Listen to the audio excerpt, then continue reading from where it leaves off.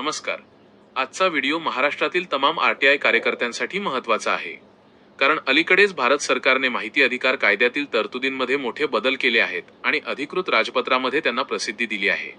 सर्वात सोपा सुलभ कायदा म्हणून ज्याची प्रसिद्धी झालेली आहे अशा माहिती अधिकार कायद्याचा काही समाजकंटकांकडून गैरवापर झाल्याने मोठ्या प्रमाणात अर्ज दाखल होऊन प्रशासनावरील ताण वाढल्याचा परिणाम म्हणून अशा अर्जांना थोडा चाप लावण्यासाठी हे बदल करण्यात आले आहेत असा आमचा अंदाज आहे.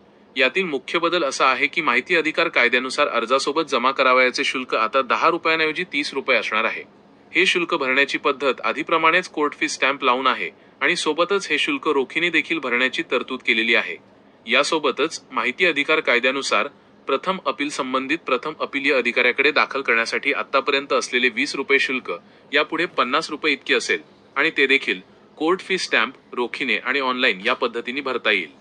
यासोबतच आतापर्यंत फक्त 20 रुपये शुल्क भरून केल्या जाणाऱ्या आरटीआय खंडपीठाकडील द्वितीय अपीलासाठी यापुढे 100 रुपये शुल्क भरावे लागणार आहे. या बदलांबाबत माहिती अधिकार कार्यकर्त्यांनी नोंद घेऊन यापुढे अर्ज दाखल करावेत हे अपेक्षित आहे. लवकरच ऑनलाईन पोर्टलवरून दाखल होणाऱ्या अर्जांनाही सुधारित शुल्काचा हा फॉर्म्युला लागू होईलच.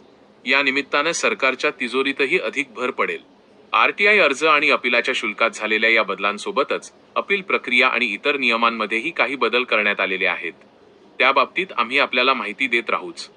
माहिती अधिकार कायद्यामध्ये झालेल्या या नवीन बदलांबाबत पुढील माहितीसाठी आणि माहिती अधिकार कायद्याबाबतच्या सर्व मदतीसाठी आमच्या संपर्कात राहण्यासाठी हे चॅनल आताच सबस्क्राईब करा आणि सर्व माहिती अधिकार कार्यकर्त्यांनाही हा व्हिडिओ पाठवा. धन्यवाद.